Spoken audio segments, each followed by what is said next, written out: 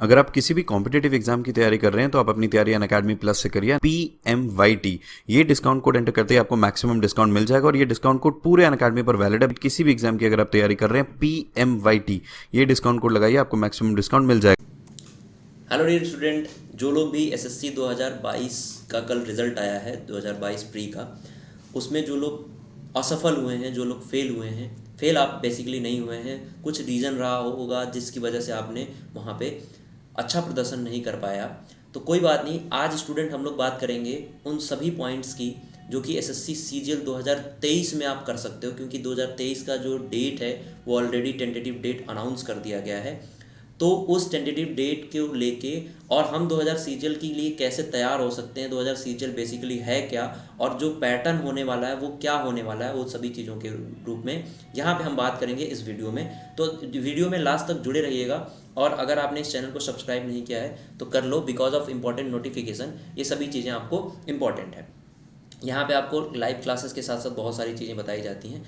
तो स्टूडेंट, अगर हम बात करें कि भाई 2023 का इस बार कैलेंडर मैं आपको एक बार दिखाता हूँ। टेंटेटिव कैलेंडर अभी 2023-24 में जो जारी किया गया था एसएससी की तरफ से, उसमें यहाँ पे क्लियरली दिया गया था कंबाइंड ग्रेजुएट लेवल 2023 एग्जामिनेशन, जो कि टीयर 1 इसका आपका एक जो एडवर्टाइजमेंट है वो आपका 1 अप्रैल को आ जाएगा। मतलब फॉर्म की डेट जो है वो 1 अप्रैल को आ जाएगी, जिस दिन सैटरडे है, और फॉर्म क्लोजिंग डेट है वो 1 मई है, जो उस दिन मंडे है। ठीक है, पहली बात तो ये हो गई। यानी 2023 की जो टेंटेटिव डेट्स है वो क्लियर है कि आपका जो फॉर्म है वो आ जाएगा आपका 1 अप्रैल को, 1 मई को लास्ट डेट होगा। साथ ही जून जुलाई में इसके प्री के एग्जामिनेशन आपको देखने के लिए मिलेंगे। ठीक है, प्री का जून जुलाई में एग्जामिनेशन 2023 में आपको देखने के लिए मिलेगा। तो ये कैलेंडर है। सबसे पहले आप ये देख लो कि एग्ज़ाम आपके होने कब है, 2023 का प्री। ठीक है, ये आपने देख लिया। हम आगे बढ़ते हैं, अब कुछ और बातें करते हैं। जैसे इनमें पोस्ट की मैं बात करता हूँ। एसएससी सीजीएल के थ्रू बहुत सारे पोस्ट में वैकेंसी जो दी जाती है, अभी तक अगर मैं बात करूँ 2022 में ये बहुत बड़ी वैकेंसी इस बार एसएससी की तरफ से दिया गया। लगभग 37,000 प्लस वैकेंसी है यहाँ पे देखने के लिए मिली आपको। बाद में कुछ वैकेंसी इंक्रीज भी की गई, तो आप लोग उसको ध्यान रखो। अगर मैं बात करूँ पे लेवल 8 की, जिसमें गैजेटेड पोस्ट आते हैं 2, असिस्टेंट ऑडिट ऑफिसर और असिस्टेंट अकाउंट ऑफिसर, जिसमें आप देख रहे हो कि ये नेशनल मतलब कैग के थ्रू होते हैं। ठीक है, कैग में कंट्रोलर एंड ऑडिटर जनरल। ठीक है, इसके भी ये नॉन गैजेटेड पोस्ट है। सॉरी, मैंने गैजेटेड बताया, ये नॉन गैजेटेड पोस्ट है। सॉरी, ऑडिटर जो होता है AAO, ये गैजेटेड होता है बट नॉन मिनिस्ट्रियल होता है। और असिस्टेंट अकाउंट ऑफिसर जो होता है ये भी आपका गैजेटेड होता है बट नॉन मिनिस्ट्रियल होता है। इसकी एज लिमिट जो है वो 30 से ज़्यादा नहीं होनी चाहिए। ऐसे ही account section officer, assistant section officer जो कि ग्रुप बी में आते हैं, assistant section officer intelligence bureau जो कि ये भी ग्रुप बी में आते हैं, इनकी एज भी 30 साल से ज़्यादा नहीं होनी चाहिए। असिस्टेंट सेक्शन मतलब जो अच्छी पोस्ट है, जो कि आपकी पे लेवल 7 है, उसमें आप देख रहे हो मिनिस्ट्री ऑफ रेलवे में gazetted post, assistant section officer जो मिनिस्ट्री ऑफ एक्सटर्नल अफेयर में जो है वो आपका 20 से 30 एज है इनकी भी। सेक्शन ऑफिसर यहाँ भी आपको 20 to 30 एज मिलेगी। Assistant section officer ministry of information and technology यानी IT में, यहाँ भी आपको 30 साल तक होनी चाहिए। Assistant section officer other ministry या डिपार्टमेंट में जो है वो यहाँ पे कराए जाते हैं। और सबसे इंपॉर्टेंट जो ड्रीम होती है स्टूडेंट्स की, इनकम टैक्स ऑफिसर जो CBDT में होता है, ग्रुप C में आते हैं, इनकी भी एज लिमिट वही है।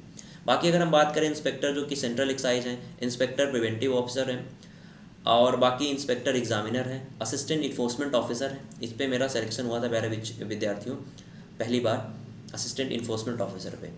और सब इंस्पेक्टर पोस्ट इस बार तो AAO की पोस्ट मिली थी। और इंस्पेक्टर जो है सेंट्रल ब्यूरो ऑफ नारकोटिक्स में और फाइनेंस में, ये भी ग्रुप D का पोस्ट, ग्रुप B का पोस्ट है। इसकी भी एज जो है एज लिमिट 30 साल तक होनी चाहिए। अब मैं बात करता हूँ ग्रुप पे लेवल 6 में जो असिस्टेंट आते हैं, और divisional accountant, sub inspector junior intelligence officer जो कि नारकोटिक्स में होते हैं, जूनियर स्टैटिकल ऑफिसर होते हैं। ठीक है, ये भी अच्छी पोस्ट है बहुत, इसके लिए भी बहुत अच्छी आपको प्लेस मिलती है जूनियर स्टैटिकल ऑफिसर के लिए। और ये सारे पोस्ट हैं आपके ऑडिटर और अकाउंटेंट जो कि अदर मिनिस्ट्री में, कैग में, इनकम टैक्स में, CBDT मतलब ऐसे आपको मिलती है। Postal assistant, senior secretary and senior administrative assistant, tax assistant जो कि CBDT में भी है, CBIC में भी है, sub inspector central bureau of narcotics और मिनिस्ट्री ऑफ फाइनेंस में है, अपर डिवीजन क्लर्क है। तो ये सारी चीज़ें आपको यहाँ पे देखने के लिए मिलेंगी। अब मैं बात करता हूँ यहाँ पे प्री के एग्जामिनेशन की। देखो प्री तो सेम था, इस बार अगर मैं बात करूँ प्री ये सेम था। आपको यहाँ पे 4 सब्जेक्ट थे, क्वांट, इंग्लिश, रीजनिंग और GA। इसमें सेक्शन बटे हुए थे 25 क्वेश्चन 25 क्वेश्चन 25 और 25, यानी ओवरऑल अगर मैं बात करूं 100 मार्क्स का आपका पेपर था, जिसमें आपको केवल और केवल एक चीज़ चेंज की गई थी, जिसमें था क्वालिफाइंग नेचर, यानी कि प्री आपका क्वालिफाइंग कर दिया गया था। अब इन सभी पोस्ट के बारे में मैं अलग से वीडियो बना के बताऊंगा आपको कि कौन सी पोस्ट आपको ज़्यादा बेहतर है according to place, according to salary, according to work, ये सभी चीज़ों में कौन सी प्लेस अच्छी है, कौन सी जॉब बहुत अच्छी है, कहाँ पे उनका अगर आप पोस्टिंग हो गई तो आप बहुत अच्छे से अपनी लाइफ को बिता सकते हैं। तो इन सभी पोस्ट में जो भी पोस्ट आपको इंपॉर्टेंट पोस्ट है उसके ऊपर अलग से वीडियो में बना के बताऊंगा।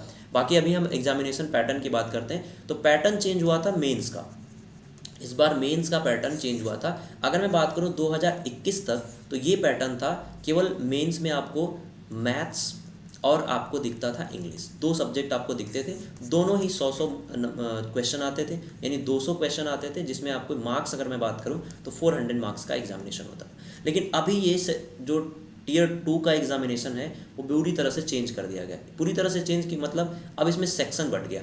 सेक्शन ए जो है वो 2 घंटे का होता था, पेपर 1, ठीक है। अब इसमें भी आपके 3 सेक्शन दिखे, ठीक है। सेक्शन 1 में आपका क्वांट और रीजनिंग है, जिसमें क्वांट के केवल 30 क्वेश्चन और रीजनिंग के केवल 30 क्वेश्चन, ओवरऑल ये 180 नंबर का 1 घंटे आपको यहाँ पे मिला। सेक्शन 2 में इंग्लिश और GA है, जिसमें इंग्लिश का 45 क्वेश्चन है और 25 क्वेश्चन आपका किसका, GA का है। तो यानी ओवरऑल यहाँ पे आपको 210 नंबर हो गए, ठीक है। और बाकी एक नई चीज़ ऐड कर दी गई, कंप्यूटर नॉलेज एंड मोड। अब मैं अगर बात करूँ ना तो ये भी आपके क्वालिफाइंग नेचर का है, ठीक है। ये भी आपके क्वालिफाइंग नेचर का है, कंप्यूटर में भी आपको क्वालिफाई होना है, लेकिन आपको इसको पढ़ना जरूर पड़ेगा। तो 60 नंबर आपके यहाँ ऐड हो गए। तो प्यारे विद्यार्थियों, अगर मैं सेक्शन 2 की बात करूँ जो 15 मिनट की है, डेस्ट, अगर मैं इस बार बताऊँ तो डेस्ट जो है DEST, मैंने एक वीडियो भी बनाया था। डेस्ट मेंस के एग्जामिनेशन के दिन ही हुए, और मेंस में मेंस होने के बाद टेस्ट देके ही सब बाहर निकलेंगे। मतलब सभी पोस्ट के लिए कंपलसरी कर दिया गया था टेस्ट इस बार, यानी कि डाटा एंट्री स्पीड टेस्ट जो है वो सभी पोस्ट के लिए, SSC के सभी पोस्ट के लिए आप कंपलसरी कर दिया गया SSC की तरफ से, ठीक है। तो ये आपका एक 2022 का जो एग्जामिनेशन का टियर 2 का प्रोसेस था उसको बदला गया था। तो अगर मैं बात करूं कि इस प्रोसेस में हम क्या एक्सपेक्ट कर सकते हैं कि हमारा 2023 में एग्जामिनेशन ऐसा ही होगा, तो बिल्कुल ऐसा होगा, क्योंकि हर बार चेंज नहीं होता है। कुछ छोटी मोटी चेंजेस कर सकता है SSC की तरफ से, चेंजेस आ सकते हैं, लेकिन बाकी जो पैटर्न है ये सेम रहने वाला है। मेंस में जो पैटर्न है वो सेम रहने वाला है, क्योंकि अभी पहली बार एग्जामिनेशन 2022 में हो रहा है, इसका रिजल्ट दिखेगा, फिर 2023 में अच्छी तरीके से इसको SSC की तरफ से इम्प्लीमेंट किया जाएगा। तो आप समझो इस बात को कि यही पैटर्न आपका 2023 में होने वाला है। तो जो लोग भी इसकी तैयारी कर रहे हैं, जैसे अब पेपर 2 ये कुछ लोगों के लिए होता है, जैसे यहाँ पे लिखा है ना, पेपर 2 स्टैटिक्स का है और जनरल स्टडी फाइनेंस और इकोनॉमिक्स का है। तो पेपर 2 जो है इसमें क्या है, कुछ लोगों के लिए, जैसे जो लोग मिनिस्ट्री ऑफ स्टैटिक्स में और जाएंगे उनके लिए पेपर 2 देना जरूरी है। पेपर 3 किन के लिए भाई, जो लोग असिस्टेंट ऑडिट ऑफिसर यानी AO की पोस्ट है या फिर असिस्टेंट अकाउंट ऑफिसर है, उनके लिए ये पेपर 3 जो है वो देना जरूरी है। 100 मार्क्स का 100 क्वेश्चन 200 मार्क्स के आपको यहाँ पे मिलेंगे, ठीक है। तो ये रही बात आपकी पूरा का पूरा पैटर्न के ऊपर, क्या क्या पैटर्न था, कैसे कैसे पेपर आपको होना था, मेंस और पेपर 2 किसको देना है, पेपर 3 किसको देना है, ये बात मैंने आपको बता दी। बाकी अगर मैं बात करूँ प्यारे विद्यार्थियों, तो कट ऑफ आपने इस बार देखा ही, UR का कट ऑफ कितना गया है, 114। जो लिस्ट 3 है जिसमें income tax officer, tax assistant वगैरह होते हैं, वहाँ पे 114 मेरिट गई हुई है। कट ऑफ 114 UR की कैटेगरी का गया है। तो आप लोग अपनी तैयारी करते रहिए, और जो लोग भी SSC 2023 को टारगेट कर रहे हैं, वो CGL को जो टारगेट कर रहे हैं, वो बहुत मन से अपनी पढ़ाई अभी से स्टार्ट कर दें, क्योंकि यहाँ पे मैंने आपको डेट्स दिखा दी हैं।